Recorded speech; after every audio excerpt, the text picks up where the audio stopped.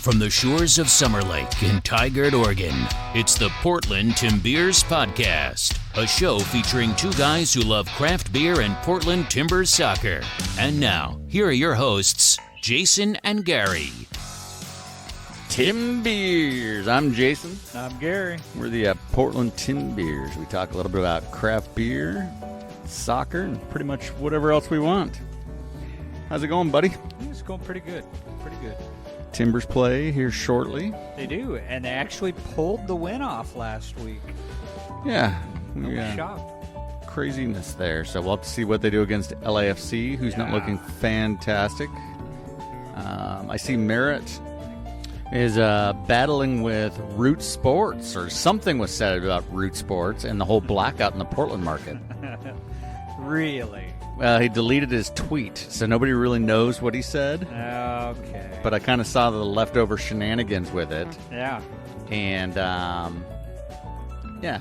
So it'll be interesting to see what happens there, but the Timbers Army's all fired up about this thing I've been dealing with for the last couple of years.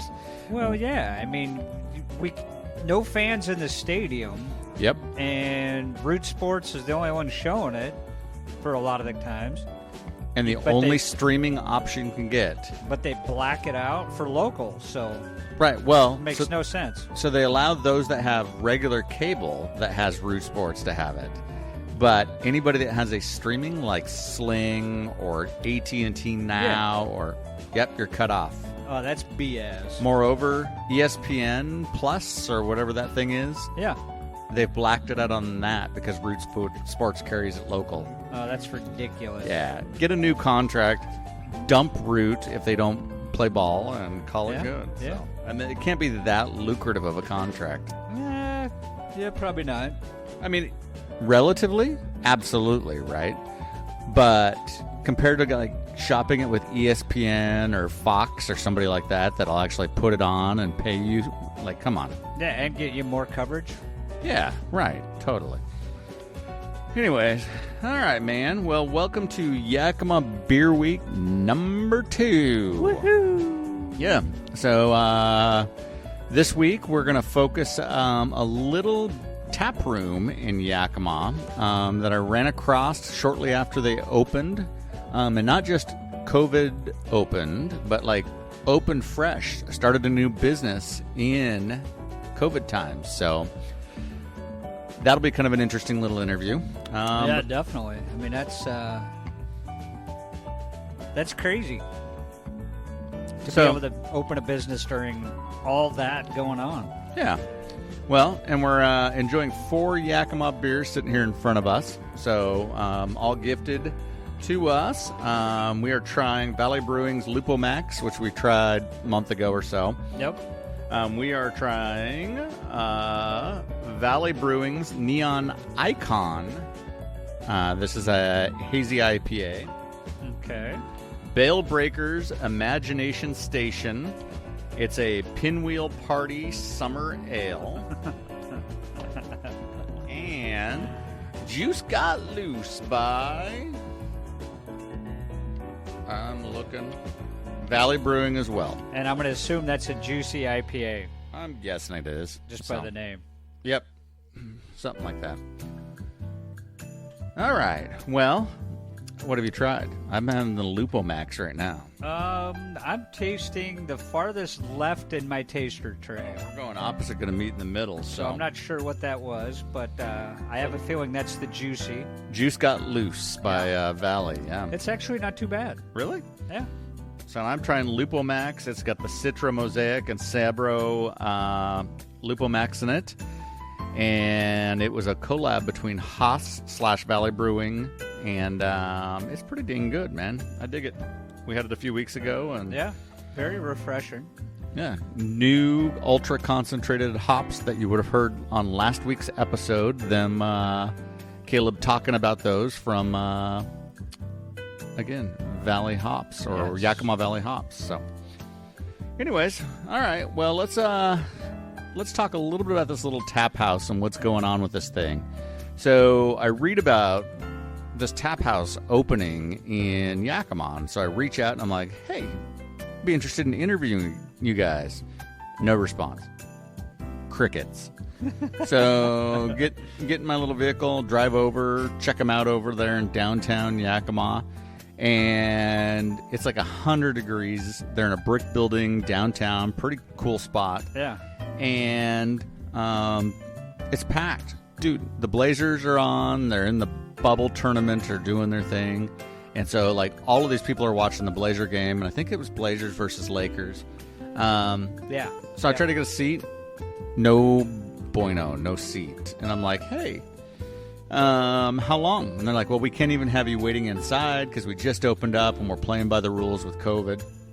We couldn't even tell you how long you could wait around the corner. Yeah.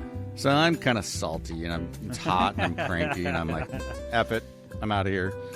And post something saying, well, catch you next time, guys. And get in my car and circle around the block to get out of there. And there's like 4 open tables now. And I'm like, what was that? So I go up, snag one of the tables. Yeah. So the deal is you give them your credit card. They give you a little bracelet with an owl on it. And you pick a glass. There's like flutes and pint glasses and taster glasses. And essentially the first 32 ounces, I believe, and we'll verify that, but you basically pour whatever you want. And so there's like 50 taps. You put your little owl bracelet up to the owl that's underneath the tap, and it tracks how many ounces you pour into the glass, up to 32. And so you can have free run of this thing. So can't reuse a glass. Got to get a fresh glass each time. Okay. And I think that was pretty much it. But so once you've hit 32 ounces, you go up and make eye contact, make sure you're not too hammered, and they reset you for another 32. So this is one of those self-serve tap rooms. Self-serve tap room. Interesting. So, interesting story, great beers. If they keep good beer selection on, this place is going to be money. And it's one of 2 in the entire state of Washington, 2 separate owners type thing. But but there's 2 self-serves, and I think this thing's awesome. I saw one in Chamonix in France last year. That's what you were saying. Yeah, and so I was like, man, this thing would be great. And then Rich... this year in Europe, sent me a picture of one and said we should do this. OLCC is like a no-go on it. I think because of COVID, we're closer now than we'd ever been. Yeah. But OLCC actually has a position on it. So let's listen. Let's see how they police it, and let's learn about the tap in Yakima. Hey, it's Jason from the Timbeers, and I am here with Oscar from the Tap, and I'm here in Yakima in a brand new, literally just a few days old, tap house. Pretty unique, but I'll let Oscar introduce himself to the listeners and tell us a little bit about the Tap. Awesome. So I appreciate this opportunity, by the way. My name is Oscar Zapian. I am co-owner with my brother, who's actually inside the Tap right now, helping some customers. But we brought this to the Yakima, fresh and new, self-pour craft house, 50 taps of craft beer, cider, wine, and nitro. This is something I think Yakima needed, and so we've been working on this process, I think now a year and 8 months now. Wow. A year and 8 months. Wow. Yeah. That's nuts. So, like, for a long time down the street, I'm told all about the legend of the Sports Center. Yes. And how the Sports Center was the beer place in downtown Yakima. Everybody went there. The beers... Like, anybody that's a who's who of beer went to, like, Sports Center. Correct. So you guys are not far from that, just a stone's throw. Right. So now you're going to be the who's who of the Yakima beer scene, right? Okay. Well, let's hope so. I don't know. So, but you're doing something that's different. So what are you doing that's different in this tap shop compared to, like, the public house down a little bit, west of here? Right. So what we do different here than anyone else in the Yakima or the Valley. In fact, we're the only self-pour tap room concept in our general region. I believe there's one in Walla Walla, but we are the first ones. Pretty much what happens here is when you come in, you get a wristband that has a limit of 32 ounces to pour yourself, or 12 ounces of wine. You come up to our tap wall is what we call it, and you've got selections. Look around, see what you like. Each selection is marked with the ounces that you actually pour, and we charge by the ounce here. So if you want to try 5, 6, 7 different things, you can. You're only charged by the ounce. I'm sorry about that siren, by the way. And so the experience here is unique because you get to try different things. An issue that I came up with, an issue that I was facing, and I'm sure a lot of us have, is when we go to a brewery or a tap room and it's quite busy. Good for them. Obviously, they got the delicious beers, but sometimes you're waiting 5, 10, 15 minutes for a beer, right? Because you have to wait in line, obviously. And sometimes when you come up to the front of the line and you're looking to have a few different samples, you don't want to be that person who has like 8, 9, 10 people behind you holding everybody back. Right. And so this really eliminates all that. Essentially, when we can fully open, I can have 50 people at the tap wall pouring themselves, right? So that's the uniqueness that we bring to Yakima that no one has here. Okay. Well, so long-term listeners will remember I was in Chamonix about this time last year, and I did I was amazed by this self-serve tap house in Chamonix, and it was very similar. I mean, you had a card, you didn't have a little owl bracelet, but that said, you could walk up and do whatever you want, and you could dispense by the ounce, and you pay as you go. And so I started looking up things here, actually in the Northwest, and at that time, Oregon's like, nope, you can't have it at all. We're not doing self-serve. Correct. Yeah, Oregon. So things are a little bit different here in Washington. You're allowed to do that. Concept works. But the big fear in Oregon, as you're reading through the OLCC literature, is, well, we're going to have nothing but drunk people. I mean, we're going to have nothing but drunk people. How do you guys moderate intoxication here? Sure. So I just briefly mentioned it just a little bit ago, but so we have a wristband, and when we scan you in with that wristband, that allows you to pour 32 ounces of beer or 12 ounces of wine, a combination thereof. Once you reach those limits, it doesn't mean that you're cut off, but you have to come to myself or one of the staff members, and so we can reset you back to 32 ounces. Those few seconds of engagement with our customer allows us to make sure that they're okay to continue. Right, totally. And so that's that face-to-face interview at the check stand, at the register, and you're just like, hey, you doing okay? And you can kind of look at somebody's eyes and say, look, are you good to go for another 32? And is it 32 the next time as well? Yes. Oh, is it really? Wow. Yeah. Oh, holy crap, it's a 64. Right. Okay. Have you had to cut somebody off in the 2 days you've been open? No, you know what? We haven't met that person yet who's drunk, or we've got to cut them off, so that's good. We want this place to be a really chill place, a drama-free place. Yeah. I'm sure I'll encounter that person eventually. Oh, you guarantee you will. So tell me about your background. So how'd you get involved in the tap house? You had this vision. Do you brew? Are you a home brewer? Did you say, hey, you don't want to open a beer place in Yakima? Yeah. So my background is a little unique and different than your typical person who opens a tap room or a brewery, etc. So before the tap room, I was in law enforcement for 13 and a half years. I actually just retired from the Toppenish Police Department as a sergeant. Sweet. And it's something that I was really thinking hard about doing both. But now that I'm in this position and I let go of... Actually, in fact, I just let go of that position on the 29th of July. Wow. So less than a month ago. And so it was definitely hard because I definitely missed my guys out on the road. So, but how I got into this. So about a year and a half ago, or a little longer than that, maybe closer to 2 years, we were just having some like retention issues back at our department where people were just coming and going, and we couldn't really keep guys because they would go to other agencies. So I just took an inventory of where I was at in life, and I said, where do I want to be a year from now, 2 years from now? And if things continued the way they were going, then it was going to look the same for me, right? But I do homebrew, so that's kind of where this kind of came in play, right? So I do some homebrew. I love it. I haven't really had much time lately because obviously of the tap. Yeah. But that's where the thought and the concept and just my vision, my why. That's where it came from. Really is. So I wanted to do something where it was unique, something around craft beer, because we can build community around craft beer, I believe. So that's kind of the vision and why. I got to throw some love to my boys over at Yakima Valley Hops. They hooked me up with this sweet gift basket post-interview today. I mean, this whole tub full of stuff. Loving that. Where do you buy your ingredients at for homebrewing, or where have you? Actually, same place. Are you? Good. Yeah, and good. also this place is nuts, man. Yeah, and also over Ace Hardware, up over a little.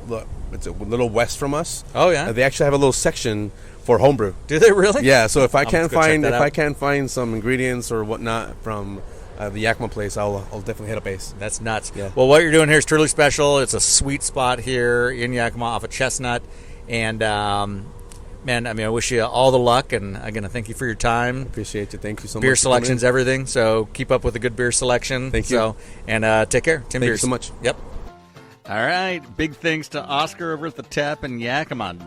Awesome guy. All sorts of nuggets we pulled out of that one, huh? Oh, definitely. Sergeant in the Topanish Police Department. Yep. Was working there up to the grand opening, essentially. And now owns a beer place, dude, with his brother. Yeah, that's a fantastic story. You usually don't hear about cops opening up brew pubs or tap houses, which is a kind of unique way for them to get into it. Yeah, so interesting stuff from Oscar, and it was interesting when I walked in. He's got his whole family there, man. I mean, his son is basically pulling glasses and cleaning glasses in the back room. Yeah. There were a couple other kids there that were doing their part, cleaning tables, and it's like the family affair, man. Yeah, and I think he brought up a really good point, and I agree with him on it, is that like tap houses like this or tasting rooms or breweries in general they can be used as community builders, and he's just showing that right there. Yeah. Well, like I said, the money in this thing is going to be good beer selection. So I alluded to, or I talked about in the beginning of the interview, there's a place in downtown Yakima, like over by the convention center area, that was known as the Sports Center. And and each beer person I've talked to in Yakima talks about the Sports Center with some legendary status. Okay. There's like some sort of lore that goes with this place. Yeah. It's now closed, but it's basically they shut the sign off, lock the door, and everything's still inside the way it was. But essentially, this one dude, and you'll hear about it in the Bale Breaker interview, was basically the guy that was the dot connector. He would like make all these connections and then connect the dots and then buy the beer from these dots, these legendary beer people. Right. And the sports center got like wicked ass beers that no other place in the nation was getting, but this little place in downtown Yakima was getting. They were getting them. And then word caught on. So they had their Fresh Hop Festival and all that stuff, and people would come hang out there. The legends of beer, the Art Lawrences, and brewers from all over the world. And it just had this like flywheel thing going on. That's fantastic. And then you'll hear that beer guy is now gone. And then the place just took a nosedive. So they tried to keep it open, but like the guy that was making it happen, gone. So I'm hoping Oscar's place can like take the place of it. It's not too far down the road. Right. Good location. And if he can do a good beer selection, this place is going to kick some ass. The key is to connecting the dots. Yeah, absolutely. And bring in good beer, man. Bring in beer one-offs. And he had Pabst at the far end, which you've got to have a tap of some sort of thing like that. Keeps the college crowd happy. Yeah. But again, and then everything actually is by the ounce, priced differently, right? So an Imperial Stout's going to be higher per ounce than, say, Pabst. So, but still, you can only have 32 ounces. Exactly. Right? And then you got to go get checked in. Right. So why am I drinking Pabst, even if it's 25 cents an ounce? So, yeah, I don't know. Yeah.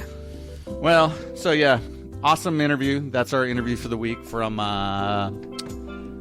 Yakima. Yeah. And I think next week we're going to pull from the vault and focus on Varietal, which is a small town. Varietal Brewing's in Sunnyside, which is south of Yakima.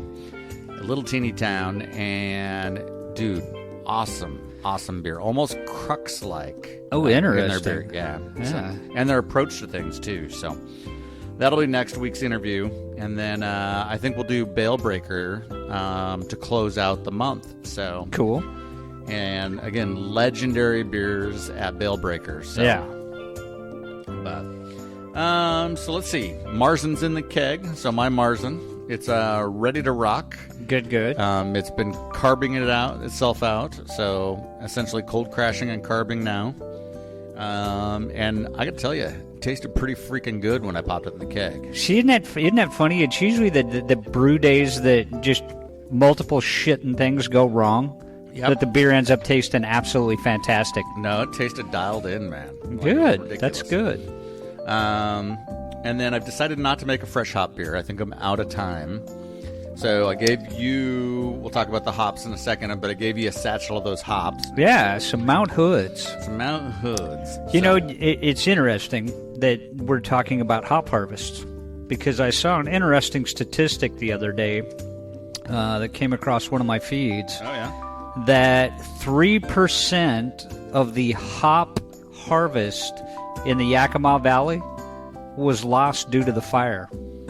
Really? Yeah, due to the smoke damages and stuff. Well, so I was just going to say, so let's jump into my hops. But it's late harvest hops that were lost. Well, so I did my harvest yesterday.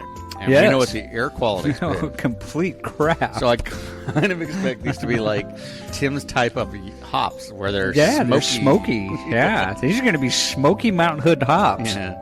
Well, and so I harvested Cascade, Centennial, and Mount Hood. Mount Hood is a year 3 vine, Yeah. and it produced the most. I think I got 3.5, 4 ounces off the thing. I, interestingly enough, kilned 3 ounces of them, and then I took an ounce and froze it just right from the vine, and then Ooh. vacuum sealed it. Okay. And everything I've read is if you do that, It's like fresh hop. it's like a fresh hop when you pull it out. Yeah. Right? So I didn't give it a chance to mildew or do whatever it does. I sucked the air out of the bag with my vacuum sealer. Right. So in theory, it should be ready to go, like a fresh hop. Yeah. So, It's like you did a cryo freeze on it. kind of like I did a cryo freeze without Yeah. the cryo chamber. So, and then Centennial was my second most, and I think I got 2.5 ounces out of that. And then my Cascades.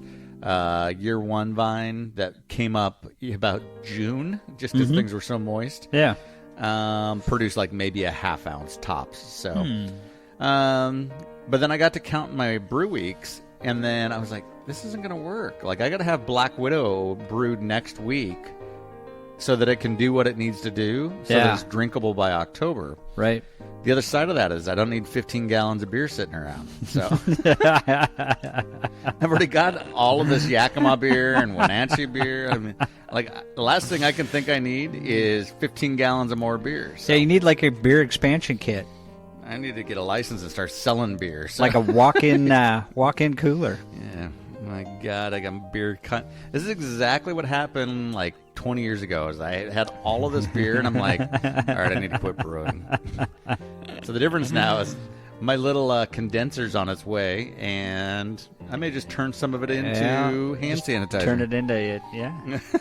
some hand sanitizer by Rogers. That's right. Anybody want some hoppy hand sanitizer? So, yeah. Well, so Black Widow clone's coming up next, and then and I think actually I'm going to put a twist on it. I'm not going to use the normal hops that I just put in it. I'm going to use my hops inside of it. So, Ooh. which will be kind. I mean, because if they're smoky, Yeah. that might add something to that Black Widow clone. It very well might. Yeah. So we'll have to see how that looks and tastes, and of course that's one of Debbie's favorites. So. Yeah, next thing you do is you're going to be dedicating a plot of your backyard to malt growing. No. No. Like, harvesting the hops, I have 3 vines, dude. It took me like 3 hours at the nasty-ass smoke. Yeah. And I was itchy like I'd been rolling around in insulation. So it was a reminder of, like, 20 years ago. And I'm like, dude, harvesting hops sucks. I almost called you. I almost said, hey, Gary, come on over. Because I got a really shitty job and your name's on it. We got some fun work we need to do. Yeah, well, so, yep, hops are harvested. They're cut down and doing their thing. New Anvil tank showed up. So Yeah. they texted me and they said, So you hey, got the new one. it showed up. It's supposed to show up Friday. Shows up Saturday because of the smoke. Okay. Things got delayed. I actually sent off Friday a nastygram saying, hey, Where the hell's my stuff? essentially. And then it showed up Saturday morning and I'm like, sorry. You had to send a retraction. Yeah. So, but yeah, they literally just sent the tank. So, like, all of the external peripheral, like the valves, all that stuff, I had to like take off the old one, Yeah. put it on the new one, And then ship the old one back. Which they made that part easy. So they gave me a return label. The box was there. So yeah, it was good. So yeah, I've got the new one. Haven't tested it out. And do all the welds look good? Yeah, no, it looks fantastic. Oh, good. Yeah, I don't think they were messing around with me anymore. So. Yeah, they probably did a double quality control check on that one. Yeah, I'm hoping, because the other one sucked. So almost ruined that Marzen, or helped me make an awesome Marzen. Yeah, we'll see. yeah. Problem is, you'll never duplicate it. Oh, right. Yeah. No. Well, I could just hold it at 170 forever inside of the anvil, and then watch it drop to 150. Yeah. And then pull it out and put it on the propane burner. I mean, that's essentially what I did. So. Right. And then start screwing with the valves so they leak all over the place. Yeah. Yeah. But so let's see. Trying to think what else I hit. Oh, I hit Icicle Brewing in Leavenworth. I was in Leavenworth this past week. And managed to go check out some of their beers. I brought home a German chocolate porter. A German chocolate porter. Yeah, ridiculous. That sounds like dessert. Yeah. So once we get through the Yakima beer scene, we'll start visiting some of these Wenatchee beers. Interesting. I've got some interviews I'm working on in the Wenatchee / Leavenworth, that whole area there. So but yeah, it'll be interesting to try that German chocolate porter. Definitely. And I've seen the posters on 217 saying that Leavenworth is now open. Yeah, I think we should go hang out in Leavenworth, because I think it's a pretty badass town. It's literally the city code mandates that everything, houses, buildings, everything has to be built German, German tradition. Interesting. So, and then the other thing I learned is all of regular housing and fairgrounds and Napa and all that stuff has to be built off of the main strip. So they have their tourist area, which looks like a Bavarian village. Yeah. And there's no shenanigans in that. It's literally Touristville. Anything else, COVID testing, physicians' offices, plague, anything. Completely off. Yeah, off the grid. Get it out of my town. You're on the outskirts. Damn. Right. So, well, I mean, they're not messing around with their tourists. No. It literally is more German than a lot of the German cities I drove through. So interesting. Yeah, it's a little Bavaria. So gotta show up in your lederhosen. Home of Icicle Brewing. Funny, I almost brought my lederhosen, and I was like, I'll save those for next week in Mount Angel. So, but yeah, there you go. A little bit of my little trip there. Trying to think what else we got here. Oh, the condenser's on its way. Should be here on Friday. Yeah, so you can start making hand sanitizer. Yeah, so I bought the cracked corn and the sugar for the hand sanitizer. Yeah. So so that should be good to go. I've been watching my fair share of YouTube how to make hand sanitizer videos. I bought a pair of overalls. Yeah, oh God. Are we going to call you Tim or Tickle? I got Levi ones. I didn't get Carhartt. I didn't get Carhartt or Liberty like Popcorn Sutton. Yeah. No, I had to get that, dude. You got to wear the part. You got to play the part, dude. Goddamn. I'm just gonna. I can picture now. You're gonna be standing in your overalls, no fucking shirt on, out there doing some hand sanitizer on Halloween. Yeah, I'm just sitting out there, minding my own business. Ball jar in my hand, sipping hand sanitizer. Oh boy. Yeah, well, we'll see how this goes. I don't have high hopes. My attention to detail. So. Oh, yes. It's going to be... I've seen enough TV programs that I got more attention to detail than some of those guys. So that's true. That is very true. More of the macro level, 10,000-foot idea guy, and not necessarily the detail guy. So very well could go blind off this hand sanitizer. So... Hey, Gary, sip this first. I need you to test this for me. No, don't rub it on your loins, buddy. So, anyways, so yeah, good stuff. So that'll be on the horizon soon. Interesting process on that though. So beer mash, obviously you have a mash temperature, you introduce your grains, you let them soak for the 60 to 90 minutes. Yeah. You sparge, and then you pull the wort off of the grain and boil it up. Mm-hmm. This you bring your water to 170, pop your grains in, pop your corn in. When the water hits 152, you pop your grain in because you do a little bit of barley for the enzyme conversion of the corn. Okay. And then you pop your sugar into the mix. And then you add the yeast to the oatmeal slurry, actually with the grains and everything in it. Oh, no kidding. Yeah, and then you let it ferment its way out with all of that shit inside of it. At temperature? Nope. At 70, you drop it to 70. Oh, you drop it down to 70. But with all that shit inside of it. Yeah. Yeah. And then you probably run it through a... cheesecloth.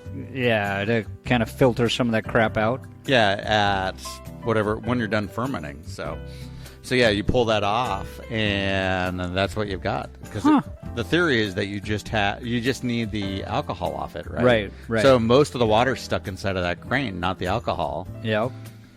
So you pull that off, and that's what you've got. So, And then you do condensing to get your alcohol out of it. yeah, then you condense it to get your alcohol to make the hand sanitizer. Yeah. So. Then you got pure sanitizer. Yep. Well, I mean, it kills all the bugs. We're in a COVID world, baby. All of them. Kills them all. Kills them all. Kills them all. Yep.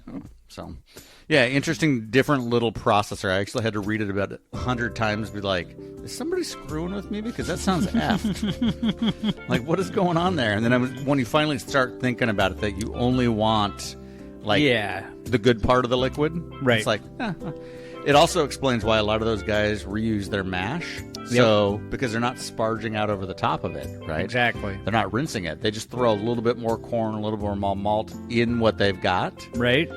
And then the yeast just kind of keeps it going as you're going. Huh.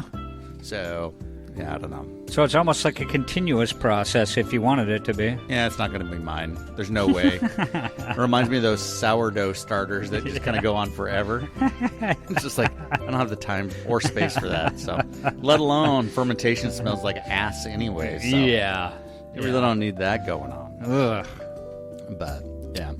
Well, that'll be an entertaining little process. So It definitely will. What about you? You brewing? You not brewing? No, not brewing. What not the brewing. F? Too many twists on the work schedule. Yeah. For me to be able to really dedicate any time to that right now. And what it's going to come down to is just me focusing and saying, all right, fuck it. I'm going to dedicate one weekend day, and that's what I'm going to do. I'm just going to brew. But I just have to make sure that I've actually got that weekend day to do it. Yeah. Well, I mean, it's been a while since you brewed, man. Yeah, it has. And I've got to do some maintenance to make sure everything's running the way it's supposed to. I've got to get oxygen so that I can oxygenate the wort. There's a few things I've got to do before I can actually start brewing again, just to make sure it's a smooth process. Huh. Well, so we have my Marzen, and if we don't have to wait on yours, that's 5 gallons of Marzen. Right. You know, and I see 5 gallons being okay this year for Oktoberfest party. Yeah. No, I agree. I think it'll be fine. I'm heading to Mount Angel next weekend to buy sausage, and so we're going to be dialed. So I'm thinking, and we need to work on your schedule. Yeah, we got to figure out a date. Yep, I got it. So it's that first weekend in October. Okay. And so looking at that, Cameron on Saturday night is theoretically having his homecoming. Okay. And then, but if we did a Friday night, if you could pull a Friday night. So the first weekend would be like the 2nd, 3rd, and 4th. Yeah, so the Friday is, I think, the 2nd. Yep, it is. So we just got to, if we targeted it on the 2nd and did a Friday night, then, because the problem is then the following weekend, Deb and I are in Walla Walla for our anniversary. And then the weekend after that, there's a bunch of people that are gone as well that normally attend. Okay. So then that pushes it out 3 weeks. Yeah, to like the 24th or something. Which we could do, but that weather starts to get weird. Oh, yeah. And all that. So it's either the weekend of the 24th or the weekend of the 3rd, but it can't be the 3rd because of homecoming. Yeah. It'd have to be that Friday night. Right. So more to come, but we've got a Marzen ready to rock. So we'll try and shoot for that then in a second. yeah, there you go. Well, let's talk a little bit about these beers. So we're drinking fine Yakima beers tonight. Yes. Yes. Yes. And so starting with Juicy. Yeah, Juicy. Juice Got Loose by Valley Brewing. This is the beer that started it all, a hazy IPA brewed with Simcoe, Citra, Galaxy, and Mosaic by Valley Brewing. Which is funny because it seems tame compared to a lot of the hazies out there now. Oh, totally, yeah. I mean, it's very balanced. Yeah, really balanced, very good. And as listeners would know, I'm not a huge IPA guy, but the funny thing is we've been drinking quite a few of those lately. One in Rome do as the Yakimanians do. So that's what they yeah, it's are actually famous not a bad beer. Very well balanced. Yeah. So nice in the can. Seems to be holding up inside the can. Very balanced, hazy IPA. And not too juicy, I would say. Definitely more of that standard New England style. Yeah. So, Yeah. pretty decent. So beer number 2, if we're starting left to right, is Bale Breaker's Imagination Station. So this is the Pinwheel Party Summer Ale. It says the Imagination Station is our 5-barrel test kitchen and brewer's playground. Huh. This summertime sipper, let's see, it has real hibiscus flowers, lemon peel, and guava puree in it. Yep, there it is. So, Yeah, I was going to say it's tasting a little fruity. That would explain that. yeah. I'm a big guava fan, so I love guava juice. And it actually doesn't taste too bad in that beer. I'm happy with that balance. It's got a pretty little color on it, too. Yeah, it's got that light pink color to it. Good carbonation, too. Yeah. Decent little sipper. So, by Bale Breaker, Imagination Station. Pinwheel. Yeah, it's pretty good beer. Yeah, not bad. Okay. All right. Neon Icon, DDH, Hazy IPA. This is by Valley Brewing in Yakima. And it's a beer that is loud fermented with pure Citra hops. And you can definitely taste the Citra hop. And pure Flavor Right juice. It's actually, yeast start. I actually like that beer. That's really good. It's double dry hopped with Citra and Strata in combination with a healthy dose of Pilsen and wheat malt to create a complete and subtle profile. I like the flavor on it. It's funny, too, because when you smell it, it smells more earthy than what the actual flavor is. The flavor is more of the citrus, but the nose note on it is more of like an earthy hop. Yeah, no, that's a pretty good beer. So that's a pretty bold beer.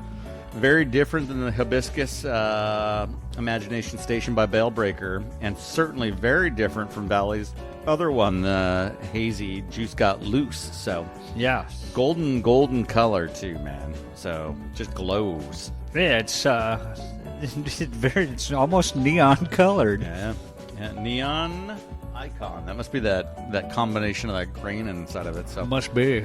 All right, and then the final one that we're trying is LupoMAX. This is the one that we talked about right at the start of the show. It uses the LupoMAX hops by Yakima Valley Hops. This is a collab with J. Haas, Yakima Valley Hops, and Valley Brewing. It's Citra Mosaic and Sabro hops, LupoMAX pellets. Again, listen to our last podcast interview with Yakima Valley Hops, and they'll talk all about what that LupoMAX is and how to score yourself some. So, pretty bold, hazy IPA. So, pretty strong. Yeah, it is. It's very definitely on the strong side. But again, it's the way they've done that beer. It's got a really good balance to the flavor. I'm not getting blown out by overly hop flavors, which is kind of nice. Yep, not at all. So, all right, man. Well, we've covered the beers. We've covered the interview. A huge thanks to Oscar out at the tap and for taking some time to introduce us to your new business. Check them out. They're in downtown Yakima. It's a self-serve beer tap house. So if you're flying through Yakima and you're thirsty and you need some beer, stop there, visit the tap. And huge thanks to the beers tonight that were given to us. So Valley Brewing, the Juice Got Loose, and Neon Icon, Bale Breakers Imagination Station, and then the LupoMAX by Valley Brewing and Haas. All outstanding beers. We'll be rating them on Untapped, everybody's favorite tap rating piece, or not so much. But we're there, so. And I think that's all we got. So until next week, I guess when we focus on varietal brewing. Till we meet again. Yeah. Timbeers. Thanks for listening to the Portland Timbeers Podcast. Be sure to visit the Portland Timbeers Podcast on acast.com to join the conversation, access the show notes, and discover our fantastic bonus content. If you love the Timbeers Podcast, we'd love for you to subscribe, rate, and give a review on iTunes. Until next time, Timbeers.